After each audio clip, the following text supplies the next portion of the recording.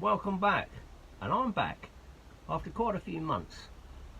Last time I saw you, we just finished that astute class, and I did say we'd be starting on something a little bit bigger. Well, for the last 3 months I've been cracking on most of the time with this build, which is an S Class Royal Navy submarine from World War II. As you probably realise, some of you may well have already built one, and what a nice boat it is, I have to say. Always wanted to build one of these.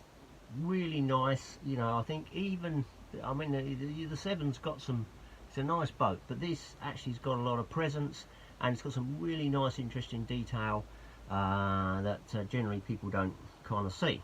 So we managed to squeeze out a few of the molds from Bob at OTW, and I'm not sure if he wants to make another one, because it's quite a complicated arrangement with the different sections, and we're going to run it, well, we're going to run through it with you just to show you what we've done, because now I've completed all the parts and I'm now ready for painting, which I'm going to hopefully do today, as the weather is for once quite sunny and not too cold. So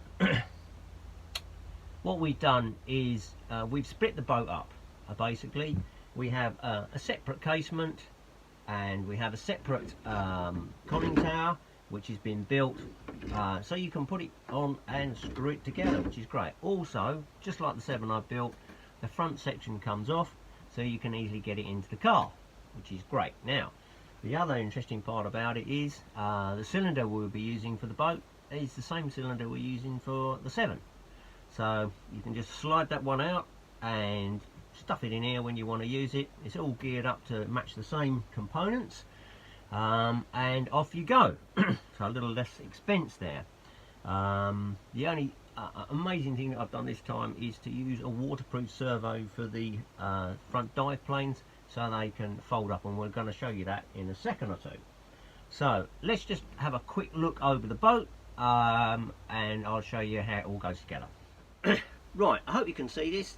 Camera's not in a great position. Workshop's in a terrible state because I've been cracking on with this build all the time, filled with dust everywhere, but we can clear that up kind of later on. The main thing is to get this cracked on, and it just shows you if you work really hard, you can actually crack some of these out pretty quickly, but you have to be, you know, pretty studious. Right, let's show you just how it all goes, or comes apart. Right, we've got a conning tower, so that comes off like that, and that's all ready for that. It's got the lights and for the periscope. We then have the casement that comes off like that. It's already wired up already. That's all done. Then you've got the top of the pressure hull, which is the main bit, so that kind of comes off there, and that's got the pins in it. Well, where do we put all this? Here, oh dear. And then the front section here, and I'm just going to unscrew this because it's only got one bolt in it today. It's just unscrew that.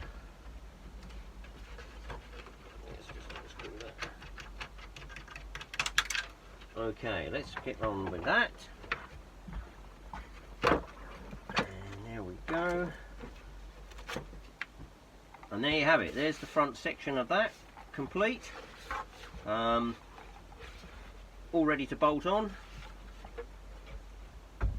And then you have the pressure hole there, the lower part of the pressure hole, ready to accept the cylinder. Now we just happen to have the cylinder here, so we'll pop this one in now. Oops. My God, what a mess everywhere. So there we go. There's the cylinder which came out the Seven, and that just goes straight in there like that. Wow, what a mess, eh? So that's it. Nice job. Okay, so as we said beforehand, just showing you that these are the dive planes. Do you think I'll better sit down for this? Okay, these are the dive planes, which I have obviously made to work in conjunction with the rear hydroplanes, but they're folding, so I've made up these little brackets, and it's on a waterproof servo which rotates backwards and forwards on its axis.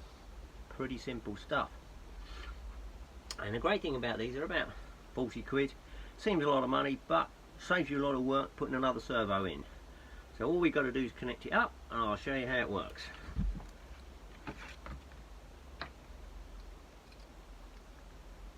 Okay, and we've connected it up. Crack on.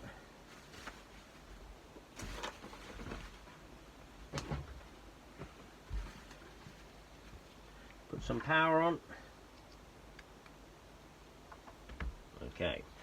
Okay, let's just adjust the camera so we can see what we're doing.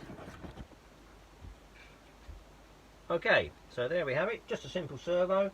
Put a little thing in there, so, and there we have it. How simple is that? You need a little bit of adjustment, but there you have it. There's the planes. So, one, easy. No sweat, and that will go inside the on its, so it can rotate on its axis, and it's done, isn't it? No worries.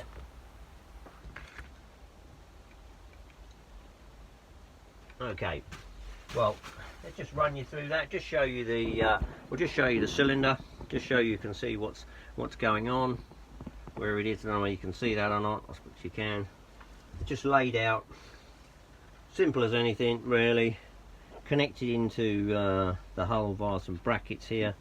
So don't know whether you can see that. So pretty standard arrangement. You've got loads of room in here. I've got to put some foam along here, which I'm going to do very shortly. So you've got bags of room in here to do it. It's a bit flat, looks like someone squashed it, but that's the way that it is. So okay, right, that's the run through basically of what I've done so far.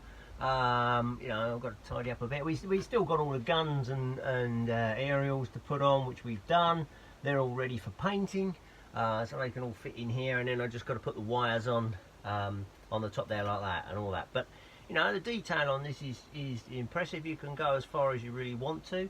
I mean, if you make it too fiddly, you know what'll happen. Especially if you're using it, it'll just get snapped off in the water, or some chap will run you down or whatever else. So bear in mind when you're making models like this that have got to be used, that you make it pretty strong, and you don't do too many fiddly bits and pieces, because you know it will get broken and it will get snapped off. So you know, build it with that type of thing in mind, because it's not going to be on display on the tabletop.